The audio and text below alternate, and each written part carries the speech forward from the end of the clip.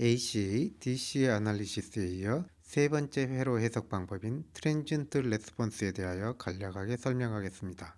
AC, DC 시뮬레이션은 주어진 가정하에 회로의 단편적인 특성과 동작에 대한 해석을 하는 반면 트랜지언트 해석은 소자 및 회로의 거의 모든 특성을 반영하여 실제에 가까운 결과를 구하여주지만 복잡한 회로의 경우 매우 긴 시뮬레이션 시간과 큰 데이터 용량으로 인하여 완전한 시뮬레이션이 불가능한 경우도 많습니다.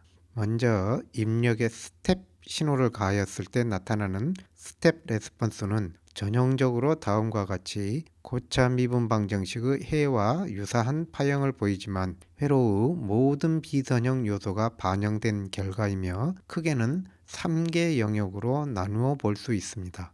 초기 급격한 변화가 일어나는 트랜지션 기간에는 트랜지스터가 동작 영역을 바꾸어가는 과정이며 일정한 동작 영역 범위 안으로 들어오면 점진적으로 진동의 폭이 줄어들면서 안정화되어 가는 과정을 거쳐 일정 수준 이하로 진동이 줄어든 스테디 스테이트에 진입하게 됩니다. 이러한 반응에서 지연 시간, 세틀링 타임, 오버슛, 슬루 레이트, 리플 등이 회로의 성능과 특성을 나타내는 지표들로 사용됩니다. 입력에 일정한 기울기로 증가 또는 감소하는 신호를 인가하였을 때 회로의 반응을 램프 레스폰스라고 하는데, 예를 들어 다음과 같이 회로의 전원 전압을 점진적으로 증가시켰을 때 전원 전류를 관찰하여 보면 특정한 파형을 나타내게 되는데, 이는 전원 전압이 증가함에 따라 회로 각 부분의 상태와 구성이 바뀌어가는 것이 반영된 결과입니다. 이와 같은 방법으로 회로의 결합 여부를 간단하게 점검하는 방법으로도 사용됩니다. 또 다른 예로 입력 신호가 점진적으로 증가할 때와 점진적으로 감소할 때 그에 대한 반응이 각각 다른 경로를 보이는 히스테리시스 특성을 통하여 회로를 분석하기도 합니다. 스테디 스테이트에서의 트랜지언트 해석을 하는 방법으로는 스펙트럴 레스폰스가 있는데, 입력에 특정 주파수와 크기를 갖는 삼각함수 파형을 가하고 그에 따른 출력 파형을 얻어 이 파형의 스펙트럼을 구하여 분석하는 것으로 회로의 성능을 측정하는 방법으로 가장 광범위하게 사용됩니다. 입력에 단일 주파수의 완전한 시누소이달 신호를 인가하였다고 하더라도 비선형 특성의 고차항에 의하여 입력되는 신호의 배수에 해당하는 신호들이 나타나게 되는데, 이를 하모닉이라고 합니다. 또한 모든 회로는 소자에 의하여 잡음이 더하여지는 것을 피할 수 없기 때문에 출력 파형은 다음과 같이 잡음 스펙트럼이 전 주파수 대역에 걸쳐 나타나게 됩니다. 이와 같이 구한 파워 스펙트럴 덴시티로부터 스퓨리어스 프리 다이나믹 레인지, 시그널 투 노이즈 레시오, 시그널 투 노이즈 앤 디스토션 레시오, 토탈 하모닉 디스토션과 같은 지표들을 구하여 회로의 특성과 성능을 분석합니다. 입력 신호가 클수록 왜곡 또한 증가하므로 일반적으로 SNR, SNDR이 신호가 증가함에 따라 증가하지만 임계치 이상의 크기에서는 왜곡이 심하여져 SNR 또는 SNDR이 급격히 나빠지게 됩니다. SNR 또는 SNDR이 0dB라는 것은 신호의 크기와 왜곡 및 잡음의 크기가 같아 정상적으로 신호를 다룰 수 없음을 의미하기 때문에 0dB일 때의 입력 신호의 크기와 SNR 또는 SNDR이 최대가 될 때의 신호의 크기 비율을 신호 범위, 다이나믹 레인지라고 합니다. 회로를 해석하고 시뮬레이션을 통하여 검증하는 전반적인 체계에 대하여 설명하도록 하겠습니다. 회로란 다수 개의 컴포넌트들이 서로 연결되어 네트리스트를 형성하는 것을 말합니다. 이때 각 컴포넌트의 특징은 컴포넌트의 물리적 특성을 결정짓는 모델 파라미터와 설계자가 자유롭게 선택할 수 있는 디자인 파라미터에 의하여 결정됩니다. 회로를 해석한다는 것은 전압이나 전류와 같은 입력 신호, 스티뮬레이션을 가하고 그에 따른 결과를 측정하여 이를 분석하는 과정을 말합니다. 회로 해석은 크게 DC 아날리시스, AC 아날리시스, 트랜지언트 아날리시스로 구분됩니다. DC 아날리시스는 입력에서 주어진 값에 대하여 결과가 어떤 값을 갖는지를 계산한 다음 이를 연속적으로 수행함으로써 입력에 대한 결과의 그래프를 얻는 것을 말합니다. AC 아날리시스는 시누소이달 입력에 대하여 스테디 스테이트에 도달하였을 때 결과 신호의 크기와 위상이 입력 신호의 주파수가 바뀜에 따라 어떻게 변화되는지를 구하는 것입니다. 이와 같은 해석을 트랜스퍼 펑션 또는 주파수 응답을 구한다 라고 합니다. 트랜지언트 아날리시스는 시간에 따라 각 신호의 파형이 어떻게 되는지를 구하는 과정을 말합니다. DC 아날리시스를 위해서는 시간에 따라 변하지 않는 직류 전화번 또는 전류원이 있어야 됩니다. 회로에 있는 전화번 전류원 중에서 값을 변화시켜 보고자 하는 전화번 전류원을 선택합니다. 필요에 따라서는 조건을 바꾸어가며 다수 개의 시뮬레이션을 수행하기 위한 세컨더리 수입을 선택합니다. 이후 시뮬레이션 설정에서 전압 전류원 값을 변화시키고자 하는 범위와 시뮬레이션 간격을 설정하는데 이때 시뮬레이션 간격은 결과의 예상되는 기울기를 충분히 표현할 수 있을 정도로 작은 간격이어야 합니다. DC 아날리시스를 수행하고 나면 일반적으로 수평축을 프라이머리 수입 신호로 수직축을 관측하고자 하는 전압 또는 전류로 하고 세컨더리 수입을 파라미터로 하는 이와 같은 플롯을 그리게 됩니다. 물론 수평축을 회로 내의 어떤 전압이나 전류로도 선택할 수 있습니다.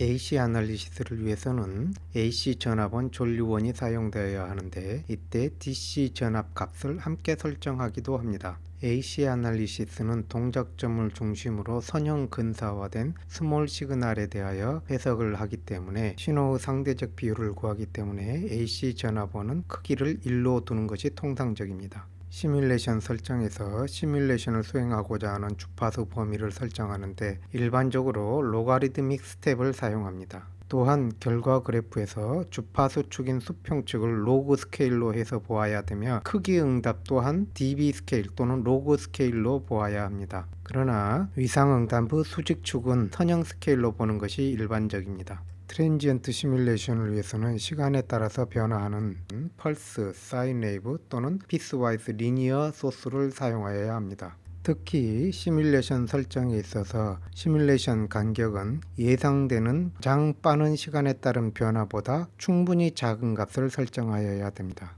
펄스와 PWL 전화번을 설정하는 방법은 다음을 참고하기 바랍니다. 반도체를 설계하고 제작하여 시스템을 완성하는 데까지 수백여 가지의 소프트웨어 툴들이 사용됩니다. 이들 툴들 간의 상호 연동성에 대해서 잘 이해할 필요가 있습니다. 회로를 시뮬레이션 하기 위해서도 몇 가지 소프트웨어들이 연동되어 작용하는데 이에 대한 구조를 이해하는 것이 시뮬레이션을 효과적으로 수행하는 데 도움이 됩니다. 회로 시뮬레이션을 위해서는 가장 먼저 스케매틱 에디터를 이용하여 회로도를 완성합니다. 회로도를 구성하기 위해서는 다양한 종류의 컴포넌트, 부품들이 필요하게 됩니다. 각 부품들은 회로도에서 표현하기 위한 기호, 물리적 특성을 나타내는 모델 등 많은 정보들이 필요하게 됩니다. 각 부품들은 각각의 정보를 포함하고 있는 다수 개의 파일로 구성되는데 하나의 부품을 위한 다수 개의 파일들이 그룹을 이루고 이들 그룹들이 다시 모여서 라이브러리를 구축하게 됩니다. 스케매틱 에디터는 라이브러리에 있는 컴포넌트들을 가져와서 상호 연결하는 네트리스트를 완성하고 각 부품들에 대하여 설계자가 정한 값들을 추가하여 시뮬레이션을 위한 인풋 파일을 생성합니다. 이와 같이 정의된 회로에 입력 신호를 가하기 위한 스티뮬러스 파일을 따로 생성할 수 있습니다. 다만 간단한 신호에 대해서는 스케매틱 에디터에서도 정의를 할 수 있습니다. 인풋 파일과 스티뮬레이션 파일을 합하여 여기에 시뮬레이션의 종류, 조건 등을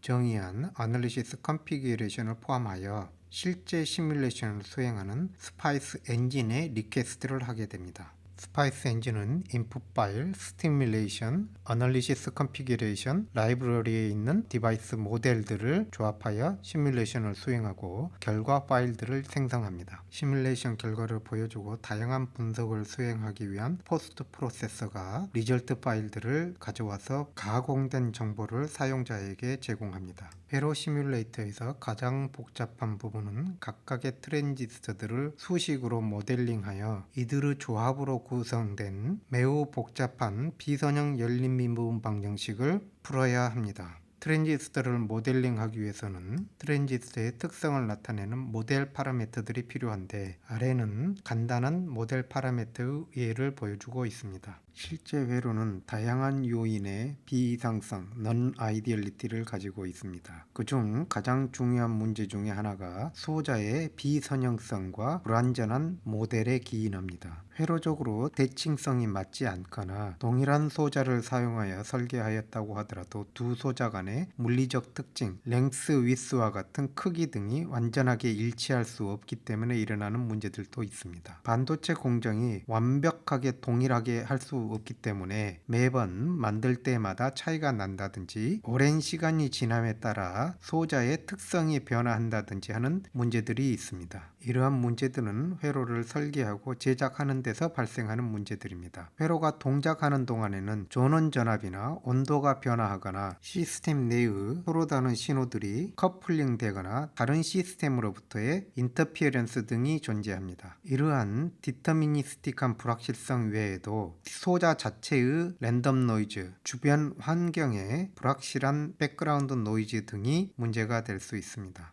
이러한 다양한 non-ideality들이 복합적으로 작용하여 정확도, 정밀도, 재현성 등을 제약하는 요소가 됩니다. 각각 accuracy, precision, repeatability라고 하는데 이는 어떤 물리량 x를 측정할 때 실제 물리량이 p라는 값이었다면 이를 반복하여서 측정하였을 때의 평균값을 m, 측정기가 표현할 수 있는 가장 작은 단위를 델타 다수번 측정하였을 때의 분산에 의하여 다음과 같이 정의됩니다. 이러한 에러들은 실제 사용에 있어서 시스템의 안정성, 신뢰도를 제약하여 실제 사용할 수 없도록 하는 제약 요소가 되거나 생산 시에 수율을 제약하는 요소가 됩니다. 그러므로 회로 설계 시에는 가변성을 고려하여 충분한 마진을 확보하거나 파라미터가 변함에도 불구하고 정상적으로 동작하는 센시티비티가 낮은 회로 구조를 찾아야 합니다. 궁극적으로는 회로만의 문제가 아니라 적응 회로 시스템과 같은 전체적인 방법들을 추구하여야 합니다. 신뢰도 높은 회로를 설계하기 위해서는 센시티비티가 가장 높은 파라미터가 무엇인지 그 영향이 어느 정도인지를 파악하는 것이 대단히 중요합니다.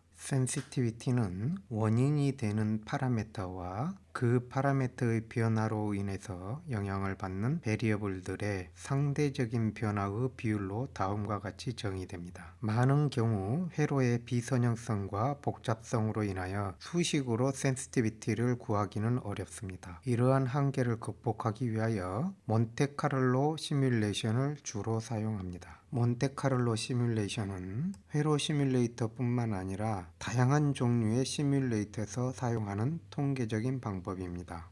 이는 시스템에 영향을 미치는 모든 가변적인 파라미터들에 대하여 각 파라미터들이 가지고 있는 통계적 특성에 따라 랜덤한 파라미터 값을 발생시켜 그 파라미터들을 조합하여 다수 개의 시뮬레이션을 수행합니다. 예를 들어 다음과 같은 회로 또는 시스템에 있어서 입력과 출력의 관계를 결정짓는 파라미터가 P1, P2, 베타와 같이 주어져 있을 때 출력 파형에 어떠한 영향을 미치는지를 분석해 볼 수 있습니다. 이를 위하여 각 파라미터의 통계적 평균값과 분산값을 제공하고 몇 회의 시뮬레이션을 수행할 것인지를 정하여 주면 각 파라미터를 랜덤하게 발생시켜 정하여진 횟수만큼 시뮬레이션을 반복합니다. 이와 같이 구하여진 다수 개의 시뮬레이션 결과로부터 시스템에서 만족하여야 하는 측정값이 어떠한 분포를 갖는지, 어떤 파라미터에 어느 정도의 센시티비티를 갖는지 등을 분석할 수 있습니다.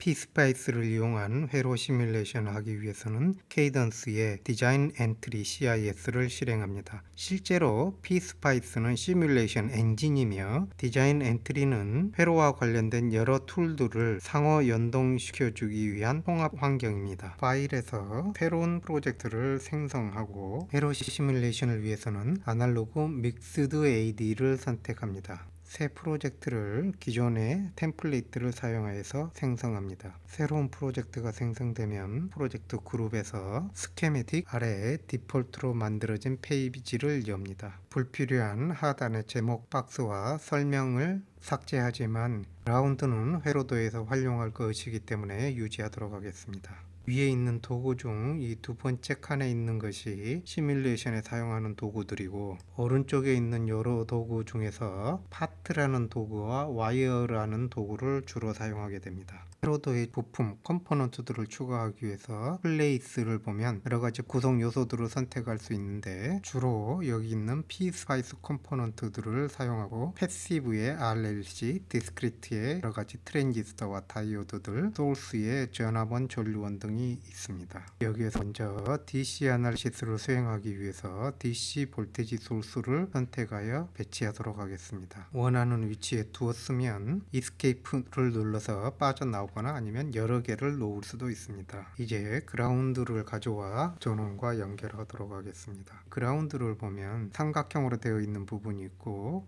동그라미가 있는 부분이 있는데, 이 동그라미로 표시된 기호는 글로벌 노드입니다. 즉 회로도 상에 같은 이름으로 되어 있는 모든 노드들은 다 연결되어 있는 것으로 본다라는 의미이며, 이 부분만이 실제 그라운드입니다. 글로벌 노드를 사용하지 않을 거기 때문에 여기에서는 제하도록 하겠습니다.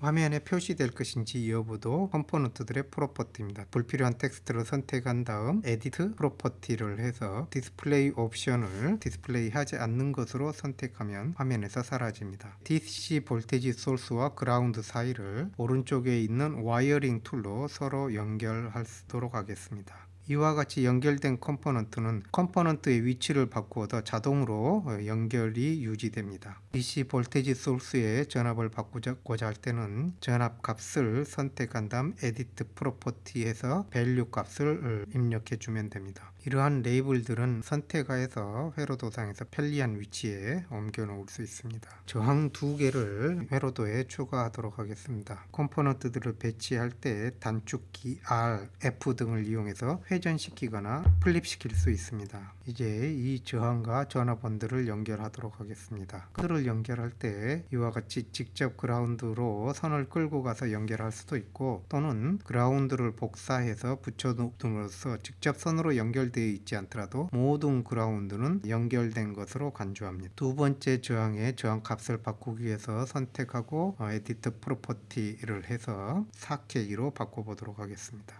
여기에 캐패시터를 하나 더 가져와서 배치하도록 하겠습니다. 회로도가 완성이 되면 시뮬레이션 프로파일을 새로 생성합니다. 시뮬레이션 세팅 창이 열리면 여기에서 AC, DC, 트랜지언트 등의 옵션을 선택할 수 있는데, 이번에는 DC 아날리시스를 하기 위해서 DC 수입을 선택합니다. DC 아날리시스는 값을 변화시키고자 하는 전압원, 전류원 등을 선택하게 되는데, 이 네임에 V1의 전압 값을 변화시켜 보기 위해서 V1을 선택하도록 하겠습니다. 그리고 수입 타입의 로가리드믹 리니어, 통상 DC 아날리시스는 리니어를 사용하고 시작 전압과 끝 전압 간격을 입력해 줍니다. 시뮬레이션을 실행하기 전에 반드시 시뮬레이션에 대해서 어떠한 결과가 나올 것인지를 먼저 예측하는 것이 필요합니다.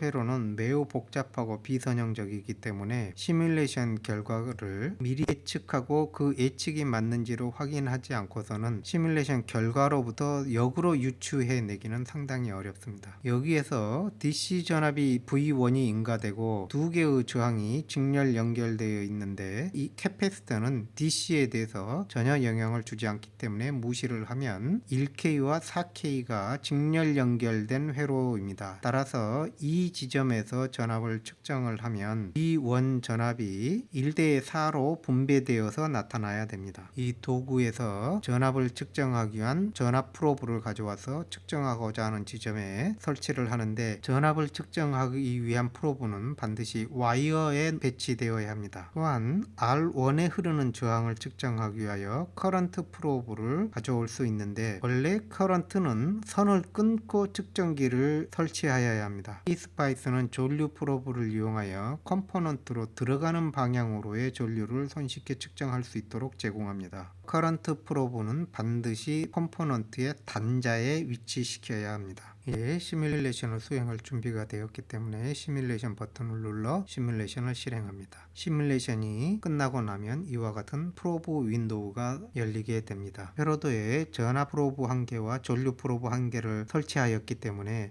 프로브 윈도우에는 다음과 같이 2개의 그래프가 나타나게 됩니다. 이때 전류 값이 워낙 작기 때문에 1개의 그래프로 볼 수 없어서 그래프를 하나를 더 추가합니다. 새로 생성된 그래프 창에 나타내고자 하는 신호를 선택하기 위해서 Add Trace 해서 원하는 전압이나 전류를 선택합니다. 선택된 창이 왼쪽에 표시되고 이와 같이 클릭해서 다른 그래프를 선택할 수 있습니다. 표시된 트레이스 중에서 선택하여서 삭제도 가능합니다. 이 그래프에서 아래쪽 그래프는 R1에 흐르는 전류를, 위쪽 그래프는 R2에 C1의 2번 노드에 걸리는 전압을 나타냅니다. 수평축은 V1으로 시뮬레이션 프로파일에서 V1을 0부터 5V까지 변화시키기로 하였기 때문에 수평축이 0부터 5V까지 표시됩니다. 저항값이 1K 대 4K였기 때문에 전압이 1대 4로 분할되는 것을 예측하였는데, 그 결과를 확인할 수 있고, 이제 저항값을 1대 1로 변환시켰을 때 시뮬레이션을 다시 수행해 보면 전압이 1대 1로 분배됨을 알 수 있습니다. 새 시뮬레이션을 돌렸을 때 아까 분리하였던 두 창이 콜랩스 돼 버리는데, 이는 옵션에서 시뮬레이션이 끝나면 프로브 창을 새로 실행하도록 선택되어 있기 때문입니다. 그 전 시뮬레이션에서 만들어놨던 프로브 창을 유지하기 위해서는 시뮬레이션 프로파일에서 프로브 윈도우를 다음과 같이 그 이전 그래프를 유지하도록 선택합니다. 시뮬레이션이 끝난 후에도 관측하고자 하는 프로브들을 추가하거나 제거할 수 있습니다. 예를 들어서 디퍼런셜 볼테지 프로브가 있는데 두 지점의 전압 차를 각각 표현하여 줍니다. 앞서 DC 아날리시스에 사용하였던 회로를 가지고 AC 아날리시스를 해보도록 하겠습니다. 이를 위해서 전압원을 AC 전압원으로 바꿔야 합니다. 통상 AC 회로는 동작점을 중심으로 소신호가 인가되는 것이기 때문에 DC 전압원이 함께 사용되지만 VAC 전압원에 DC 전압을 함께 설정할 수 있습니다.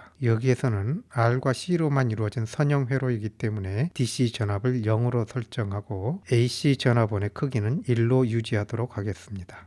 AC 시뮬레이션을 위해서 시뮬레이션 프로파일을 AC 수입으로 변경한 후 수입 타입이 로가리즘이 되도록 해서 시작 주파수, 끝 주파수, 디케이드당 포인트 수를 입력하고 실행 버튼을 눌러 AC 시뮬레이션을 실행합니다. 시뮬레이션이 끝나고 나면 관측하고자 하는 전압을 프로브를 설정을 하고 시뮬레이션 결과를 확인합니다. 여기에서 볼 수 있듯이 수평축은 시뮬레이션 범위로 지정한 주파수 범위 내에서 로그 스케일로 표시되어 있음을 알 수 있습니다. 이때 수직축은 선형 스케일로 표시되어 있습니다. 통상 AC 아날리시스에서 매그니튜드를 볼 때는 로그 스케일로 보기 때문에 이 수직축을 로그 스케일로 다음과 같이 엑시스 세팅을 이용하여서 수정하여 줍니다. 수직축 스케일을 바꾸는 또 다른 방법으로 수직축이 리니어 스케일로 유지된 채로 트레이스를 추가할 때 오른쪽의 dB 함수를 이용하여서 dB로 환산한 후 표시를 하게 되면 수직축은 로그 스케일, dB 스케일로 표시되게 됩니다.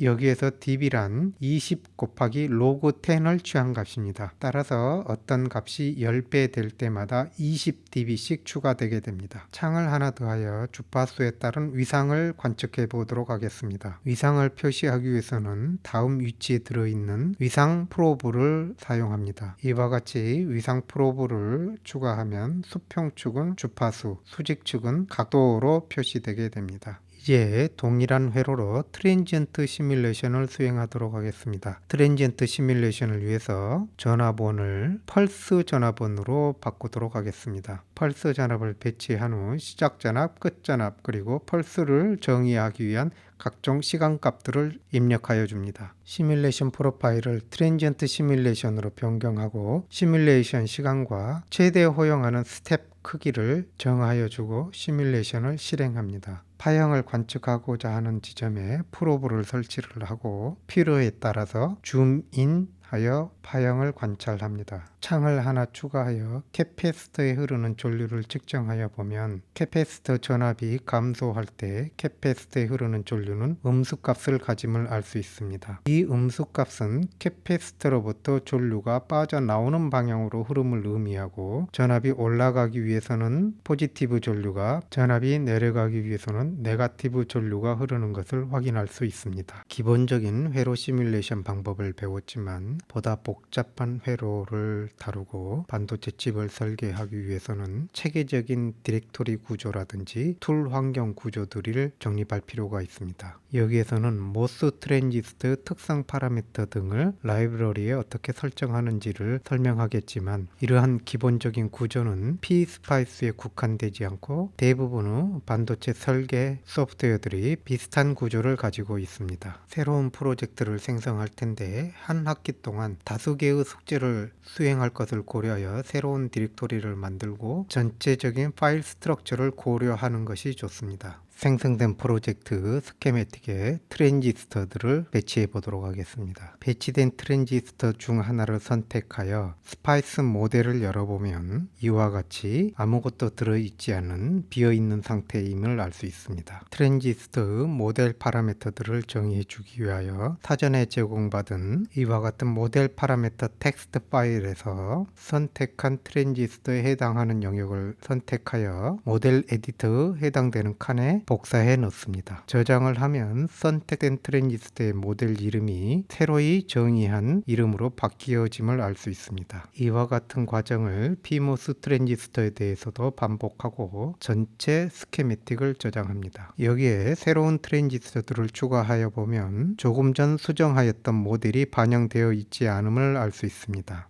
이는 조금 전 수정하였던 모델은 해당되는 프로젝트의 하위 디렉토리에 저장된 것이고 플레이스 메뉴에서 새로이 추가되는 트랜지스터들은 툴 전체의 글로벌 라이브러리에 있는 것을 가져오기 때문입니다. 해당 프로젝트에 저장된 모델들을 적용하기 위해서 새로이 추가된 트랜지스터의 모델 이름을 선택하고 프로젝트에 새로이 정의된 모델 이름을 입력하여 줍니다. 그러면 이와 같이 새로이 정의된 모델이 들어가 있음을 확인할 수 있습니다. 스케매틱을 닫고 전체 프로젝트를 저장한 후 닫습니다. 이와 같이 매번 모델 이름을 입력하거나 현재 이 상태에서는 트랜지스터의 랭스와 위스 같은 디자인 파라미터들을 입력할 수 없도록 되어 있습니다. 이러한 부분을 해결하기 위해서 라이브러리를 수정하도록 하겠습니다. 라이브러리를 수정하기 위해서 수정하고자 하는 라이브러리를 엽니다. 플레이스에서 사용하던 트랜지스터들은 브레이크아웃이라는 라이브러리에 들어있기 때문에 브레이크아웃을 열면 다음과 같이 그 라이브러리에 있는 컴포넌트들이 나열되게 됩니다. 이 중 mbreak n3, mbreak p3가 플레이스 명령에서 배치하였던 nmos FET, pmos FET를 각각 나타내고 있습니다. 먼저 이 mbreak n3를 수정하도록 하겠습니다. 부품을 수정하기 위해서는 해당 컴포넌트에서 edit 파트를 선택하면 이와 같은 파트 에디터 창이 새로이 열리게 됩니다. 각각의 파트는 파트 프로퍼티, 심볼을 나타내는 그래픽 요소, 핀 이렇게 세 가지 요소로 구성됩니다. 우선 프로퍼티의 일부분인 디바이스 모델이 mbreak-n으로 되어 있는 것을 nmos로 수정하도록 하겠습니다. 그 밖의 프로퍼티들은 옵션 메뉴 아래 파트 프로퍼티에서 볼 수 있습니다. 여기에서 보면 트랜지스터의 랭스와 위스가 여기에 표시되어 있는데 이들을 디스플레이 되도록 설정하여야 합니다. 그 밖의 필요한 수정을 가한 후 저장하고 창을 닫습니다. 이제 PMOS 트랜지스터도 수정하도록 하겠습니다. 브레이크아웃 라이브러리에서 nmos와 pmos를 구분하는 것은 중앙에 있는 벌크 단자의 화살표로 구분됩니다. NMOS 트랜지스터는 화살표가 들어가는 방향으로 PMOS 트랜지스터는 화살표가 나오는 방향으로 표시되어 있으며 현재 PMOS 트랜지스터는 벌크와 아래쪽에 있는 소스와 연결되도록 그려져 있습니다. PMOS 트랜지스터는 전위가 높은 쪽을 소스, 낮은 쪽을 드레인으로 하기 때문에 통상적으로 소스가 위쪽에 놓이게 됩니다. 그러므로 이를 수정하기 위해서 그 단자와 아래쪽 단자가 연결된 이 라인을 위쪽으로 옮기는데 이 라인은 실제 연결선이 아닌 심볼 그래픽의 그림적 요소일 뿐입니다. 실제 핀을 수정하기 위해서는 붉은색으로 표시된 핀을 선택한 후 그 프로퍼티에서 핀의 이름과 번호를 수정하여 줍니다. 핀 번호와 이름은 스파이스가 정한 디바이스를 나타내는 핀의 순서와 일치하여야 합니다. 여기에서는 드레인과 소스를 상호 바꾸도록 하겠습니다. 그 외에 모델 이름을 mBreakP에서 PMOS로 수정하고 랭스와 위스 프로퍼티가 디스플레이 되도록 설정한 후 저장하고 창을 닫습니다.